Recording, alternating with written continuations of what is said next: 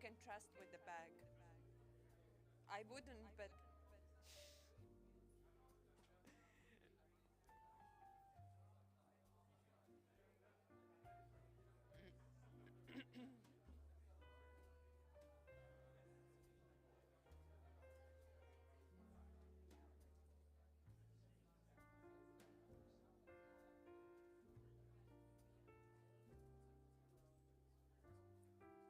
one, two. Yeah.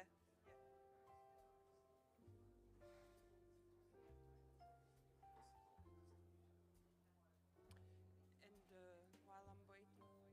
Here, like,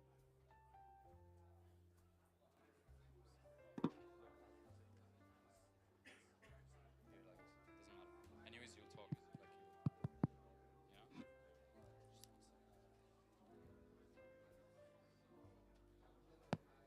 Because we have two Is there speakers a mic? missing, and if they come, I will Mic join with the start. on your seat.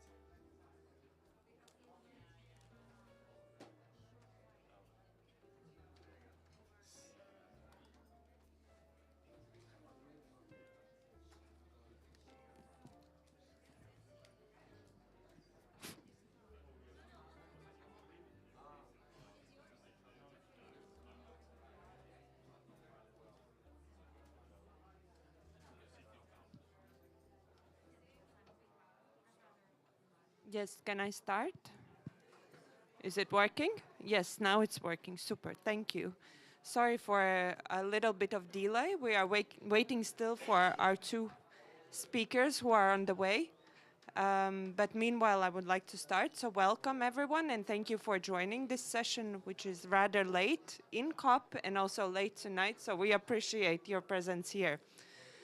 So welcome everyone in this side event, which is organized together with Food and Agriculture Organization by the Food and Agriculture Organization of the United Nations, together with the African Development Bank on unlocking quality climate finance for agri-food systems. My name is Lieve Kaugur, and I'm very pleased to be your moderator today, taking over from my colleague Martial Bernoux. And as I mentioned, the main focus today will be climate finance. And before I give the word to our panelists and before I introduce them, I would like to bring your attention to some of the studies that FAO has been convening during the past years, and also some of the stats that we will be launching tomorrow. So, as you know, the overall climate finance during the past years, during the past decade, has been increasing. However, the proportion of the development finance and the climate finance that is going into agriculture and agri-food systems proportionally has been decreasing. So that is also raising question when we have agriculture, which is part of the and contributing about 30% of greenhouse gases. How come the finance is not proportionally also responding this need? So some of the statistics that and the latest findings that we have defined is that the climate-related development finance to the agri-food systems in 2021 saw about 12% decrease compared to the previous year, and its share against the total flow is also decreasing, passing from 37% in 2010 to only 20% in 2021. So we see that this proportion is increasing, while also more attention and is brought to the agri-food systems and agriculture sectors. So that is also one of our key messages coming here to COP, and also that's why we have this discussion today here. So having said that, I would like to start with our first interventions, which will be focusing on how to integrate talks on financing priorities related to the agri-food systems. So we have Nikita Eriksson, Deputy Director of MSF Division in the Food Security Global Affairs Canada, and also Adrien Tas, Climate Finance Advisor from Belgian Development Agency. So let me start with Nikita. So could you share your insights on the climate finance? What are the challenges? How do we allocate, or how do we direct more climate finance to the agri-food systems, but also how do we ensure that the climate finance is reaching the right targets and also grassroots communities and the farmers on the ground? Yes, thank you very much, and I'm really pleased to be here on this panel. I think the issue of quality climate finance is really important for the Government of Canada, and we're really pleased to share our thoughts and our experiences, but also to amplify, what we're hearing from our partners, and more importantly, to learn with others. And so I think this latter point's important. We recognize there's a common interest in learning, how we can all collectively learn more about how to do more with climate finance. Firstly, to acknowledge, we know there are challenges with access to finance and also the quality of climate finance. We know that there are lots of discussions happening on this topic in parallel, and significant efforts to analyze and adapt and develop better solutions. There's also strong capacity development programs that are underway to help our partners with the applying for climate finance and for also that access of climate finance. But so what I'll do right now is I think I'll lay out maybe 3 key issues around what we think is important for the quality of climate finance in agri-food systems. The first issue, I think, is really about going back to the basics, from the ground up, and recognizing what agriculture is. And that is, agriculture is unlike many other sectors of the economy, right? It does not have a single outcome. I think farmers are probably the most amazing multitaskers out there, and I have so much, a full appreciation for their ability to manage, a complex set of natural resources and to really to optimize all the outcomes. That we know that they deliver on economic growth, they secure incomes, they provide employment for themselves, employment for their farm workers, they deliver on food security, so both food and nutrition. They support different social models that include and empower marginalized groups, women, Indigenous peoples. And they also support and manage natural resources, from plot to field to landscape, for climate action, for biodiversity protection, and for managing land and water. We can't overlook, though, that agriculture is also, a source of greenhouse gases, but also a potential solution. And it's this multifunctionality of outcomes and also recognizing the trade-offs and of the impacts of agriculture on climate change that I think is essential. And that's why we think that, high quality climate finance needs to support farmers to continue to deliver on the multiple outcomes while optimizing, not maximizing, but optimizing for climate adaptation mitigation outcomes. And so the high quality climate finance should promote synergies between climate action and the existing development efforts, right, to achieve and reinforce broader national sustainable development objectives, along with the climate objectives. The second issue is about integration across society and government. We know that climate risks are inherently multi-scale, multi-sectoral, complex, and therefore we do need this whole of government, whole of society approach, right? There's no single project, no single investment, no single institution that can solve all the climate risks and vulnerabilities in a country or even a community. And I think we've got to the point where it's no longer the purview of just the Ministry of Environment or just the Ministry of Agriculture to address these issues, but a broader set of public and private sector actors. And they all need to work together, right, in order to understand the multi-scale implications of all their respective investment strategies, right, and to understand the opportunity costs of funding one type of investment instead of another. And this is especially true as we better understand the global linkages and the transboundary impacts of food systems, right?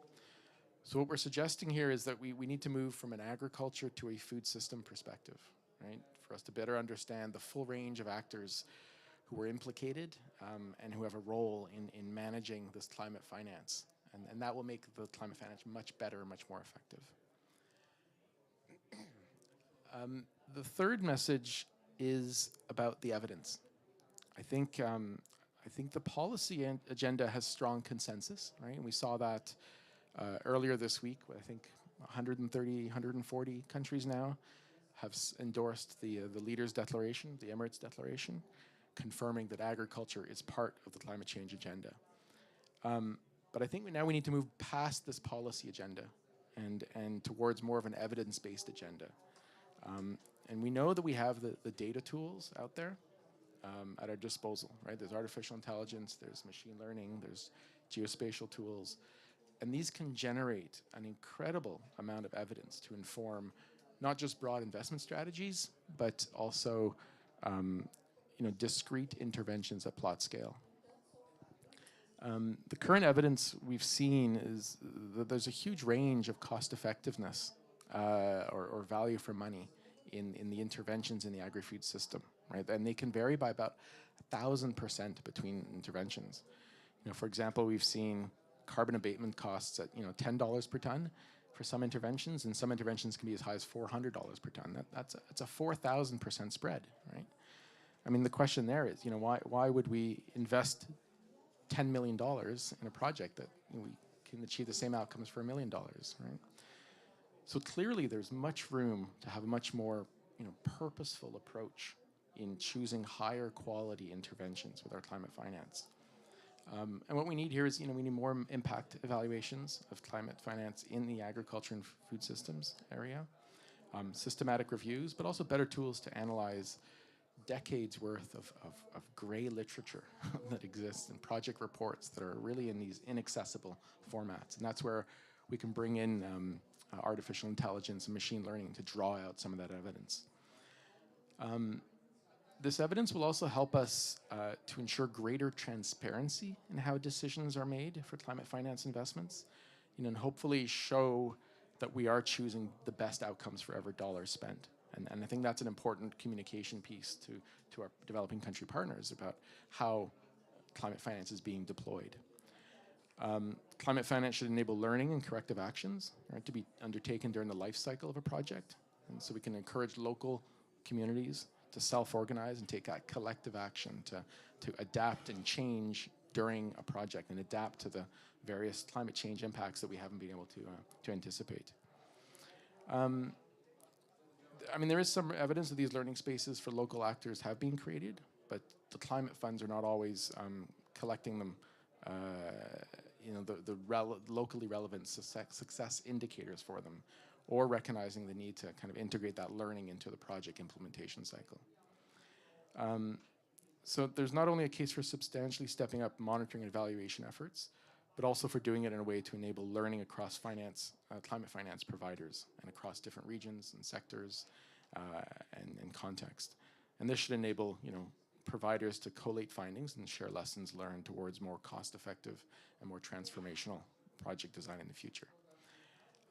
So in summary, quality climate finance and agri-food systems should have three things. One, support farmers and agriculture to continue delivering on multiple development and environment outcomes, not just exclusively on climate action. Two, it needs to take a much broader food systems perspective, right? Moving beyond agriculture to a food systems perspective will help us bring in and include a broader range of actors. And then three, it's be evidence-based, right? Focus on results with transparency on investment decisions and adapting during the project cycle to that dynamic climate change context that we're going to see more and more of. Thank you. Thank you for your intervention, and thank you already for pointing out a lot of very important points. And I really liked how you compared farmers to multitaskers as a job providers, but also people who produce the food that we eat on a daily basis. And then also pointing out that let's say recognizing, yes, that many of the financial institutions are also learning by doing, and we just simply don't know how to get it right and how to deliver the money where it's needed, and also how to get best value for the money invested. So I think it was really important what you said, and very nicely pointed out. So thank you so much. During your intervention, you all noticed we now have finally full panel. And with that, I would like to also introduce Alfonso Somorin, who is the Regional Principal Officer from Climate Change and Green Growth Program in African Development Bank. And as I pointed out, African Development Bank is one of the co-organizers of this session. And with that, I would like to also give word to you and also ask the same question. What are the challenges for the climate finance, for the agriculture, and how do we ensure that the climate finance reaches the right people on the ground? Thank you. Good evening, everyone. Apologies for coming late, but the good thing is where there's a will, there's a way. I managed to find my way down here. Now, thank you. I listened towards the end of your presentation, and I thought some of the points that you raised really capture the reality on the ground. I'll speak to the African Farmers Contest, and perhaps when it comes to finance and agri-food systems, perhaps our starting point is to change the economic framing of finance and shift it away from the notion of cost to a notion of investment. And I'm going to explain. In most cases, when it comes to building in climate systems, whether climate resilience or whatever we call climate smart agriculture, the framing is always a cost to us. We think it's an additional cost, and it almost seems to be a burden, as opposed to appreciating it as an investment. And look, the way you frame something will determine the value you allocate to it. It's the same money. It's going to take money out of you, whether it's cost or investment. But the way you're framing it to be an investment is able to galvanize the level of reactions or the level of engagement that you need from the farmers to be part of the entire value chain and to see the need and the commitment for a longer time horizon as opposed to cost, which is more of a burden. And it's always very hard to explain this, but I think realities from the ground has really helped to, that we should help farmers to appreciate this correct framing. The agricultural systems in Africa today, unfortunately, they don't compare it to the rest of the world. In fact, some of you may know this. The production capacity in terms of yield per hectare in Niger Republic and in Chad, it's equivalent to what the US had in 1910. And for the country to be competitive, you're talking of a difference of over 110 years. And today, average productivity per yield per hectare in Africa is 20% of the US today, on average. And we're talking about a continent where, it can't even afford to feed itself. And the challenge is also the fact that it's still spending money to import food. And that, for me, is an entry point in qualifying the notion of finance, because the narrative has been the fact that there is inadequate capital. There's not enough money when it comes to climate finance or quality finance. Let's even talk about the quantity of it before we talk about the quality of it. And we have seen that it's not a question of adequacy, it's a question of distribution. How do we move capital from where it is most abundant, perhaps less needed, to where it is most needed, perhaps less abundant? I don't know if that makes sense. And that facilitative modality between the mismatch of demand and supply is very critical for agri-food systems or agriculture in general. Number two as well, the bulk of investment flowing into agriculture has been very much at the production level. Farm inputs, fertilizers, and perhaps irrigation, the inputs of production. We haven't been able to look at the entire value chain to even see how do we invest in post-harvest losses. Because how do you see explain that 32% of production in Africa is lost to post-harvest, and that is lost at post-harvest. So it's very important to begin to look into what are the areas of challenges when it comes to not just production, but distribution and consumption, and what can we do, what the quality of that finance is to the extent that it can solve those specific problems that push us in the direction that help us achieve food security. What we've done at the African Development Bank, based on some of these analyses over time, was first to understand that a lot of technologies, agricultural related technologies, have been produced in Africa, but there's been a huge gap between what we produce in the academia, in the research, to what is in the hand of the farmers. So facilitating access to those local, and I'm not talking about rocket science type of technologies. I'm not talking of something from the north. I'm talking of basic agricultural technologies that a farmer needs, even if it's to increase yield and increase income by 10, 20%. Locally designed, locally structured, but even then they were not available for them. So part of our investment over years through what we call technology for agricultural transformation in Africa was basically to invest in the access to those local technologies, and it could be in form of drought resilient, or in terms of improved seedlings. It could be in terms of agricultural practices, access to mechanized farming, and it could be in terms of structuring the market systems such that by aggregating production at very local level, you're able to use that and leverage on better pricing. Or you could even be investing in cooling and refrigeration system to avoid post-harvest losses.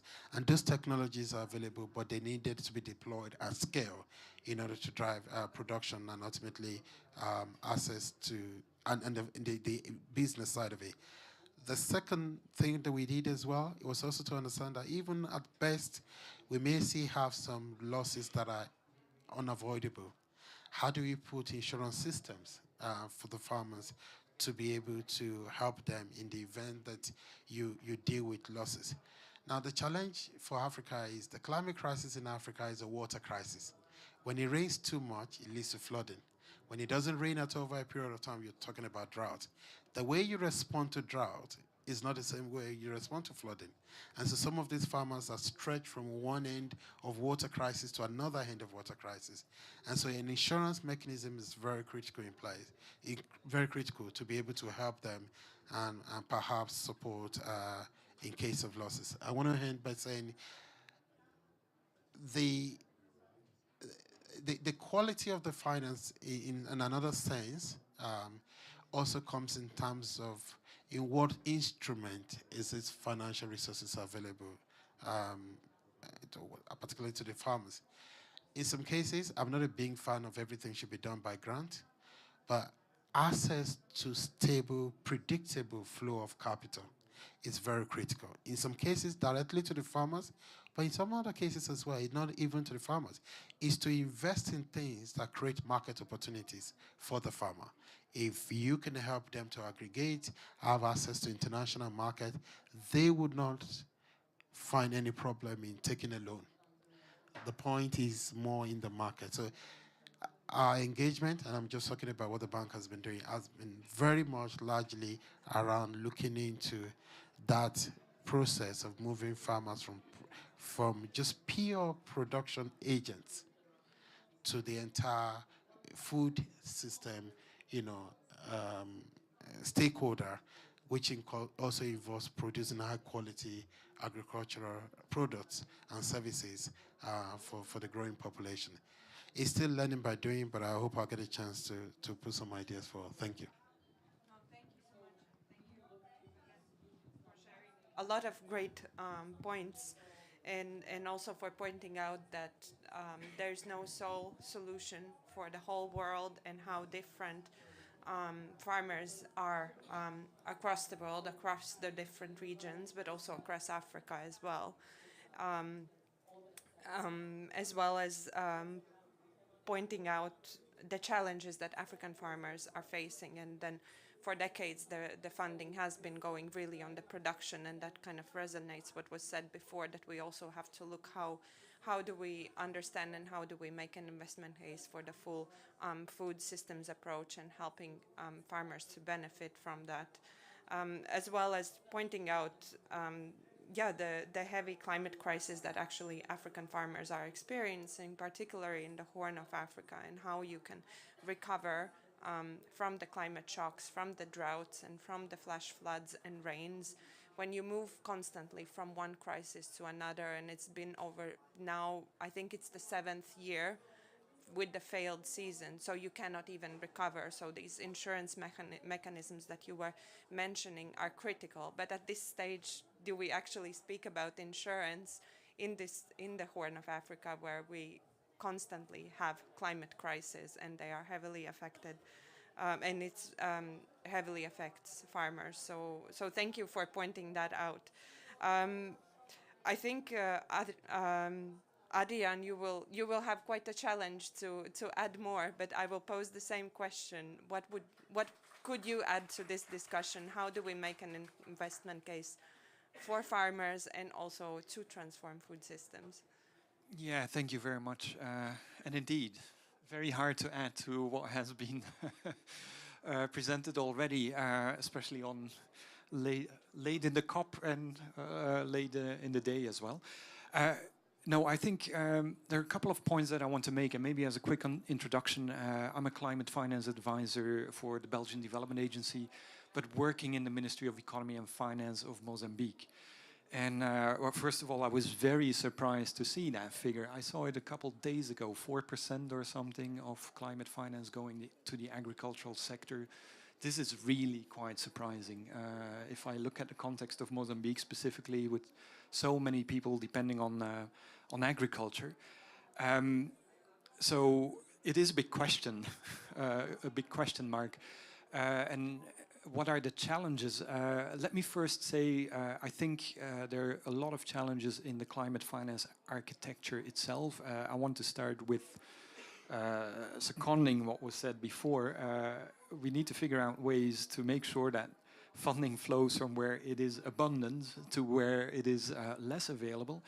And we're still not managing to do that, in all fairness. I think agriculture, and in fact we saw that in Mozambique as well, when we were tracking the financial flows to the different sectors.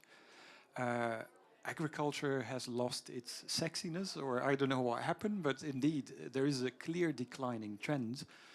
And probably, there probably what was previously called climate finance moved to something else, ODA. I don't know, people play around with what they call climate finance, etc. But the bottom line is that we don't manage to increase the amount of climate finance available.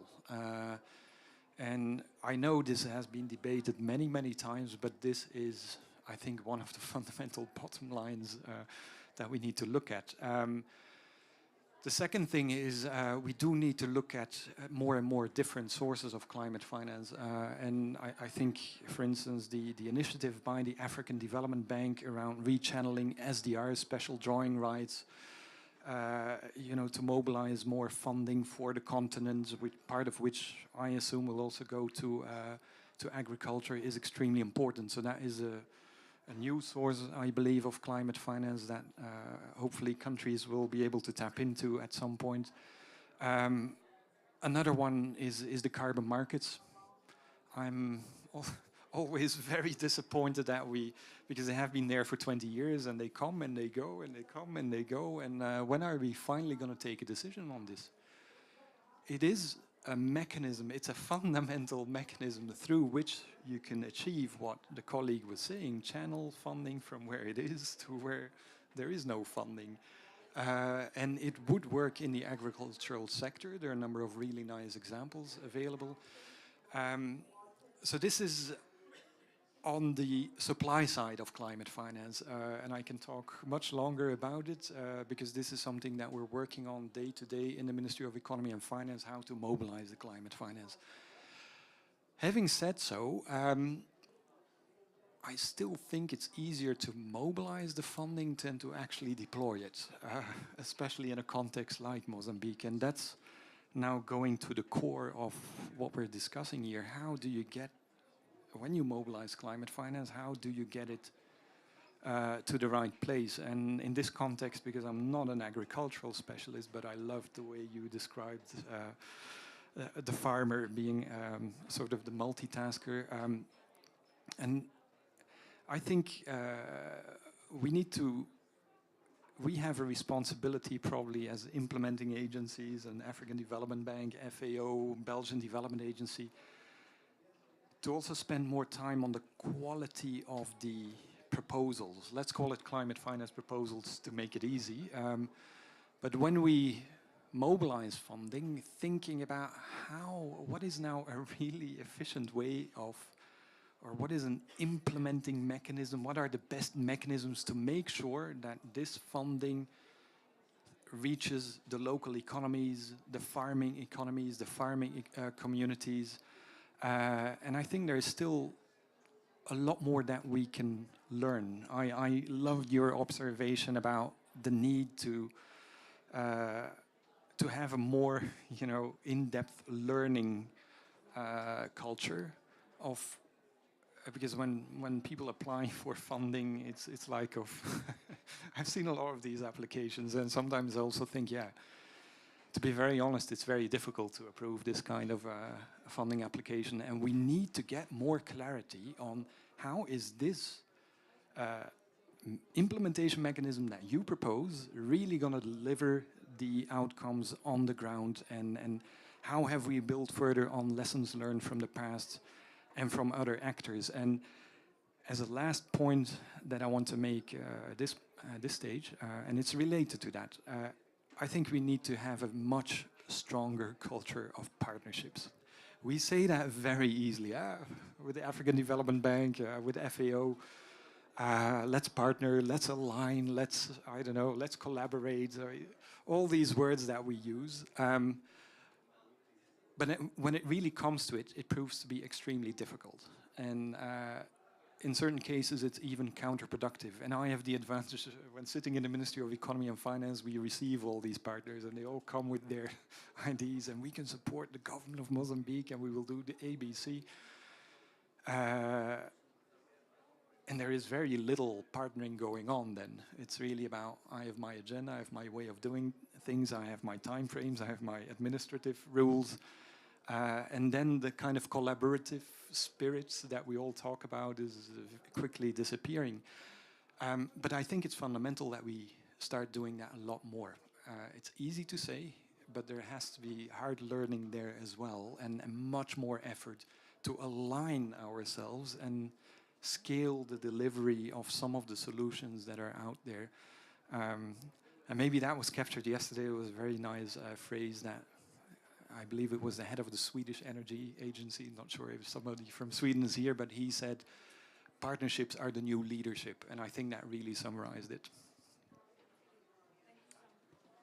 Thank you so much for bringing more points to the discussion, to this climate finance discussion. Something that I captured was also carbon markets, and of course they are active, they exist, but it's also, it's not formalized through this fora and through this process, and also at the national level. And then that brings to the problem how the carbon markets are actually available for the farmers. And for the moment, that's not the case. It's other people who are benefiting from the certification and the voluntary carbon markets, that where the trade is quite active and happening, I think, in quite few parts of the world. And also, thank you for pointing out also that we are learning through doing, and also understanding how to improve the proposals and the interventions through multilateral and bilateral donors, and how to identify where the finance is needed most. And that's something where I guess we all are really struggling in this kind of rush for developing projects. With that being said, I would like to kind of wrap up the first part, where we were listening more into, from the finance perspective, how money can reach the farmers, how we can change and transform agri-food systems. And I would like to introduce to the two other speakers who are in the panel, and actually they will be sharing the solutions, because we've been speaking about the finance, and from the perspective also listening how we don't know where the money actually is needed and not always reaching the benefit, I don't know if that's the politically right word, but the right beneficiaries.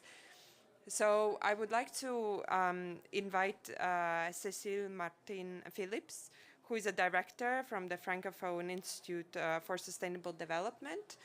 And she will be speaking more and sharing her insights more into this system transformation and also in the nexus on the food, climate, water, and energy. So looking at the broader perspective and not really what we were pointing out before, where the investment is going into the production side, but more how we can look at agri-food systems through these nexus approaches.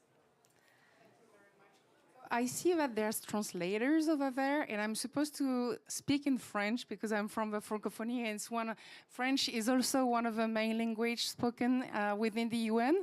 So if you don't mind, I will switch to French, or I can continue on English if everyone is leaving because I'm speaking French. But I do think that it's important that we also speak in the languages of the UN and not only in English because it's too easy. Just to make it more fun. I don't want to make it too complicated for everyone, but I think it's important. En plus, je pense que dans le panel, la plupart parlent français. Donc c'est dingue qu'on ne parle pas en français ensemble. Alors moi, je représente effectivement l'Institut de la francophonie pour le développement durable. L'Institut de la francophonie pour le développement durable est un institut qui a été créé il y a 35 ans par nos États membres, 88 États membres quand même, qui ont réalisé qu'ils n'avaient pas suffisamment d'informations ni de formation en français justement sur comment résoudre les problèmes auxquels ils faisaient face, et notamment le problème de l'agriculture durable, l'agriculture vivrière, les changements climatiques et autres. So I will wait for you. No, go on. My French is coming back. Slowly. Please go on. On s'est aperçu également, surtout, on a pris conscience plutôt du fait que notre francophonie, elle est représentée à 60% par des jeunes de moins de 35 ans. 60%, voire 70% de notre population francophone soit vit dans le monde rural, soit sont des agriculteurs. Et on fait face aussi aux problématiques d'accès au financement pour les agriculteurs, mais également à de l'exode rural. Et donc la question, c'était de savoir comment on fait dans nos pays francophones, et les pays francophones, notamment du bassin du Congo, qui abrite la majorité des pays francophones, mais aussi le premier poumon de la planète, pour répondre en fait aux besoins. Et donc l'idée pour nous, c'était de voir comment on peut accompagner des éco-entrepreneurs, des innovateurs, ou juste des agriculteurs qui ont des bonnes idées, qui ont l'idée de rehausser leur agriculture traditionnelle avec du digital, avec des nouvelles technologies, et de les accompagner jusqu'à la mise sur le marché, jusqu'au brevet. Alors bien sûr, on ne naît pas ni éco-entrepreneur, ni ni agriculteur avec des innovations incroyables, mais on peut avoir des idées sans avoir forcément tous les outils. Et donc à l'Institut, on a développé toute une série de formations complémentaires sur différentes bonnes pratiques à partager, mais ça va du marketing à la communication, comme à différents modules d'énergie renouvelable aussi à utiliser potentiellement. Et l'idée, c'est justement d'aller jusqu'au brevet, à la mise sur le marché. Donc ça, c'est la première chose. La deuxième chose dont vous avez parlé au début, c'est aussi l'accès au financement. Et j'aimerais rebondir là-dessus parce que justement cet accès au financement pour les pays francophones est vraiment compliqué. Le Fonds vert pour le climat, par exemple, les pays francophones du bassin du Congo, encore une fois, qui représentent le premier poumon de la planète, c'est 0,8% du financement seulement. Donc là, ça pose un petit peu question. Et puis on en parlait avant, et Dan, tu en parlais, 4% seulement du financement va aux agriculteurs. Donc si vous faites les additions, finalement, les agriculteurs, ils ne voient jamais la couleur de l'argent. Et donc nous, on nous a interpellés fortement à la francophonie en disant mais Voilà, votre boulot, c'est de nous donner l'information. Alors, comment peut-on faire?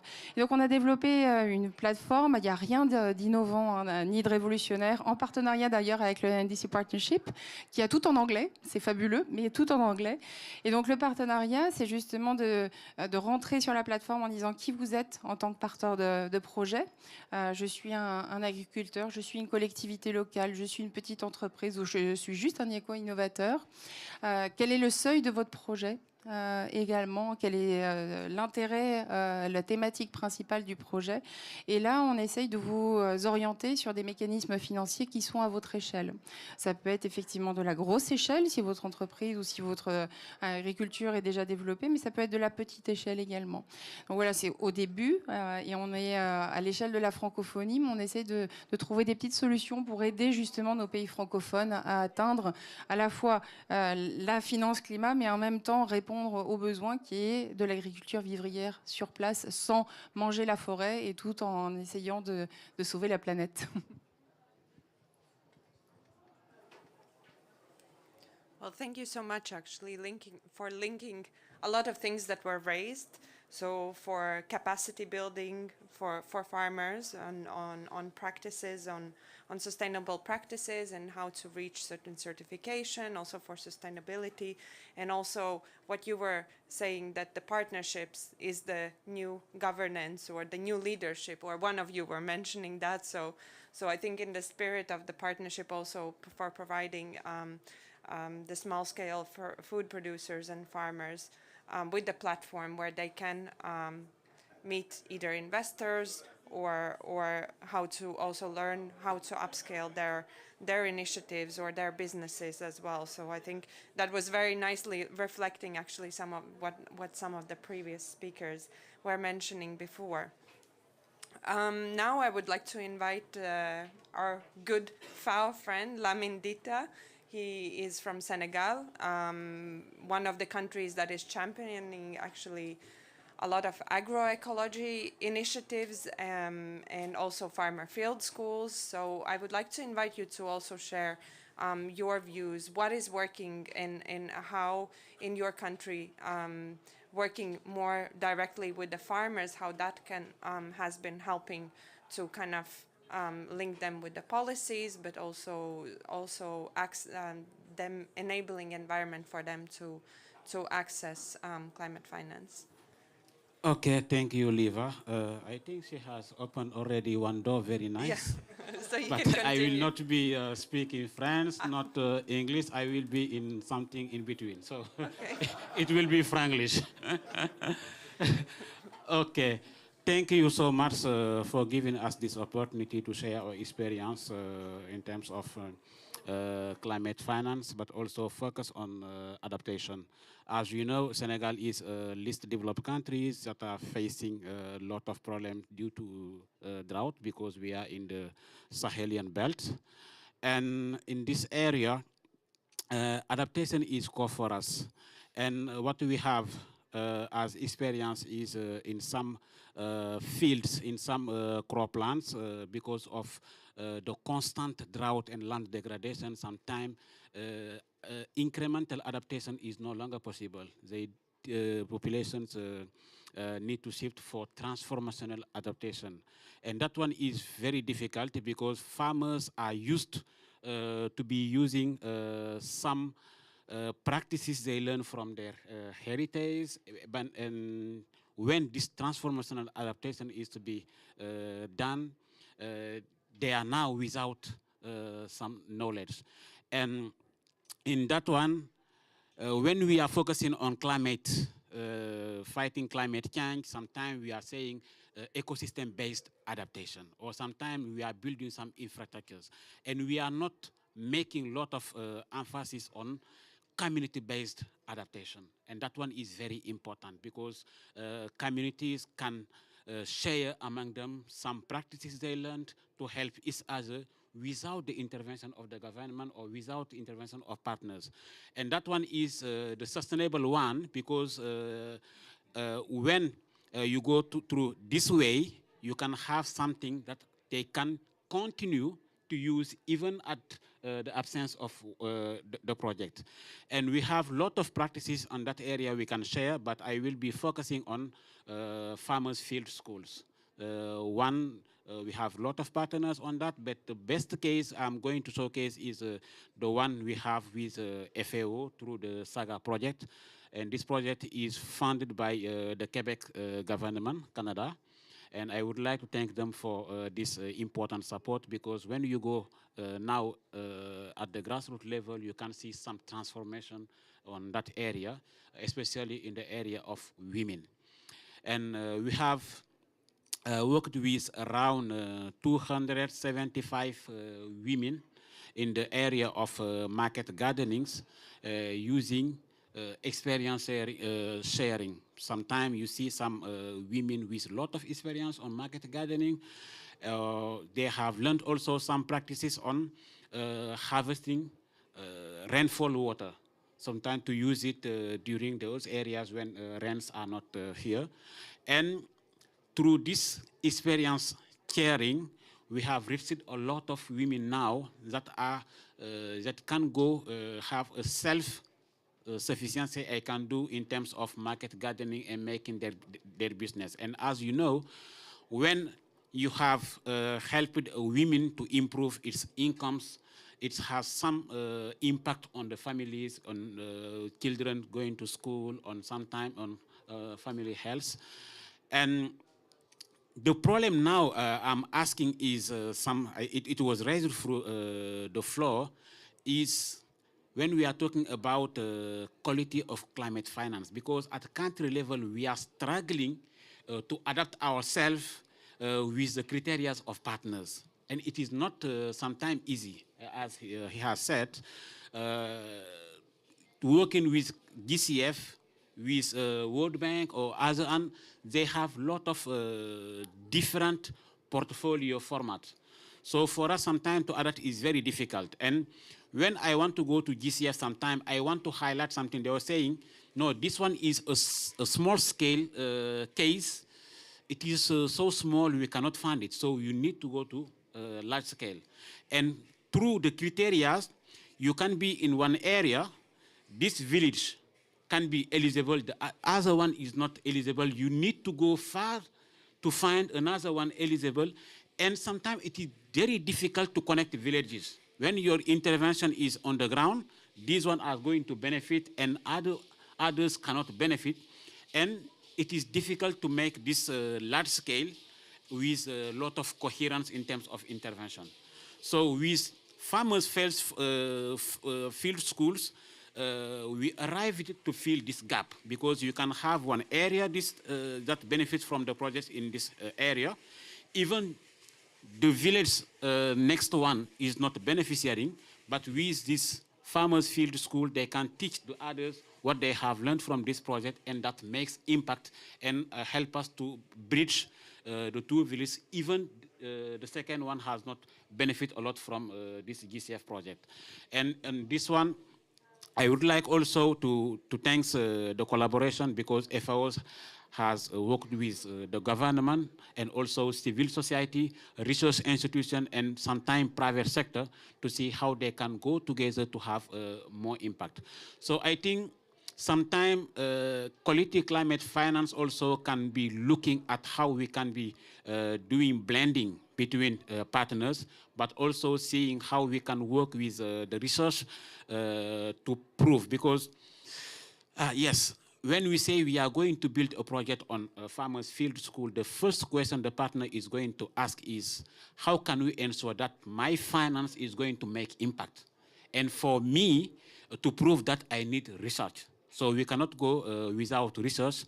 And we have also to work with the civil society, NGOs, because they are close to people, and sometimes they can reach some part where the government cannot be able to reach every time.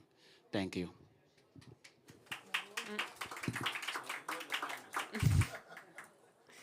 I understand. I work with Marcia.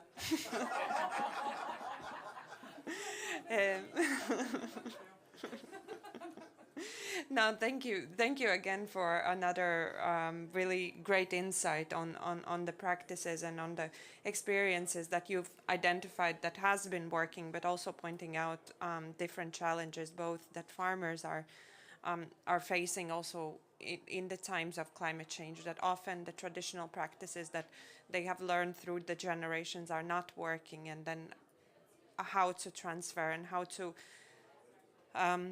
strengthen their capacities and how to provide them opportunities and also knowledge, how they can cope with the impacts of climate change. But then also for pointing out the challenges as a country and also as subnational governments facing chasing different donors and financial institutions, to showing how you can make impacts, because that is also what has been before mentioned, that the support that goes to the agriculture, to the food systems, often is very fragmented, and then the donors not always know where exactly it needs to go. But at the same time, reporting back, I guess, for to their governments is also quite strict, with strict indicators, and that creates this friction that we are trying to address here. So thank you for sharing that. Considering the time, and I would like to invite another Fringlish speaker. I hope you. So last year, yeah, last year at COP27, through the consultative process, the government of Egypt and the COP27 presidency launched Food and Agriculture for Sustainable Transformation initiative. And FAO has been working very closely with the government of Egypt last year. And we also have the honor to host this partnership. So I would like to invite Martial to share more, because the aim is of this partnership is really to make that shift, to make climate finance go to the agriculture, and also to, on the partnership principles, kind of work together and direct where the finance should be going in the agri-food system. So Martial, over to you.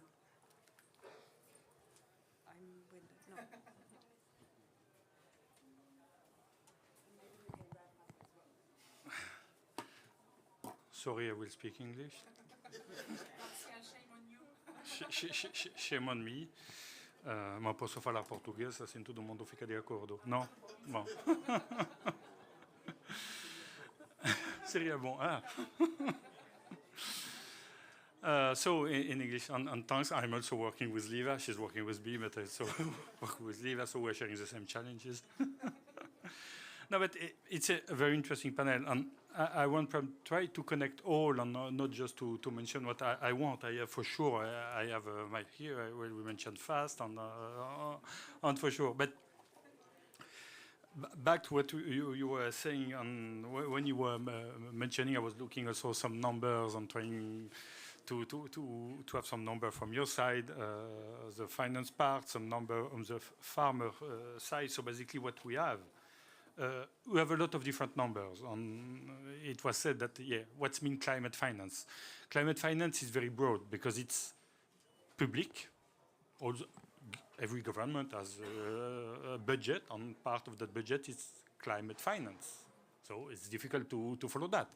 Then you have OECD Development Assistance Committee that track what you were mentioning, official development aid, on other bilateral, on multilateral funds, MDB, multilateral development bank, on international finance institutions. So they release every year a database, and here we can look at climate finance. Then we can look on the purpose code. The coding is for what, and trying to decide what is food system, for instance, which is difficult because sometimes building a road for a rural community to sell their product, is it agriculture related or infrastructure related? So there is a big debate on the definition and the scope. So this is what people have to understand. When you have a number, basically you need to understand the scope behind that number. In terms of big numbers, there was a Bezos Fund in an event earlier. You was there also mentioning 15 billion, a trillion, 15 trillion. If we look at all the big picture of for investment for agriculture, so not climate related, all investment for agriculture. So you see, we have numbers that are big, trillions. Official development aid is not that level. It's more billion. Climate finance related, for it's a little bit less than 100 billion. So the part for agriculture or agri-food system, it's 20%. Is decreasing. 10 years ago, if we use the same scope, it passed from 35 to 20%. So it's clear it's decreasing. So this is finance. Big numbers, and for farmers or people, basically, agri-food systems, as defined by FAO, is giving job to 1.23 billion of people. So we have to connect that 1.23 billion of people with that trillion billions, and they are feeding all the world, so all of us. So basically, you have 8, 9 billion of people that need to be connected with that. So there is not still the connection we want to see. So back to FAST, and hopefully Liv explained already all on the background of FAST. So what we want to achieve, it's really what we have here also below the logo, partnership. And someone was mentioning partnership is a new leadership. But this is exactly that, to put together around the table not only countries, MDBs, research, farmers, organization, all constituencies, to discuss how we can try to change what is not going well. So, for instance, we can eventually, having under the FAST partnership, a discussion on what's mean quality of finance. I'm not sure we all have the same vision of what it means quality of finance. If you ask a farmer, he will say quality is when it reaches me. For some donors, they will say quality is when you basically tick the box on some kind of indicators. So perhaps here we have to work on what means all together, a white paper, whatever, on the FAST, what means quality of finance. So it's not just reverting the tendency, it's also working on more quality of the finance. I guess this is also all what we want. So FAST will be hopefully, will be launched, not hopefully, tomorrow. A part of the world end tonight, but I guess no. So basically, and we will have all the partners discussing on what we want to see here in FAST. That is a big umbrella. We are working on 3 pillars: policy, pure access to finance, and data. Because if you don't have the right data, you cannot support the right policy that cannot also back up a project or a big demand. For instance, you have to align. So it's a really circle that we have to close. So this is what I just wanted to say. I've been asked already to move to the closure. So we are here at a COP, and perhaps a last word. COP, it's negotiation on agriculture, and we have a negotiator here with us. Basically, procedural conclusion. So basically, we move the discussion to next intersession in June. It's, I would say, pity. In the same time, we have seen a COP presidency that having an Emirate declaration signed by more than 2 days, or already 150 countries. So most leaders saying, "Oh, I want to work and to move on that." The negotiation is still a little bit disconnected for the moment, because it happens, because negotiation is also very binding. It's a real commitment. So it really needs some fine-tune in the wording. Basically, we can agree on the direction, but the wording can be very different. So that COP, even if the negotiation was not moving fast enough, I would say, we see a general movement on a lot of discussion on finance, on quality of finance, also outside the agri-food lens, so more general. So this is something that we all together have really to address and to think seriously what have failed so far, because somehow we have failed. If it's decreasing, basically the sector is not enough attractive, or to revert that tendency because people cannot wait. So 2030, and it will be my final sentence, so 2030 is around the corner. It's 7 growing season. 7 growing season. It's not, when you say 7, it's 7. It's not in next generation, it's the present generation. So basically, if we want really to implement all the goals we have in the SDGs, and with zero hunger first, we have really to move, and we have to move, I would say, fast. It's easy to say, but so let's all together move fast. I'm happy to engage in a discussion how we can do this together. So thanks to our panelists for providing all the different pieces that we need to assemble that complex equation, but we have no choice. We have to address the complexity nowadays. So thank you for, they deserve a round of applause. Thank you. And Liva will still work with you.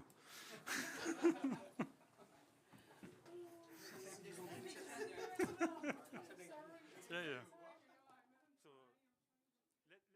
panelists, let's have a picture.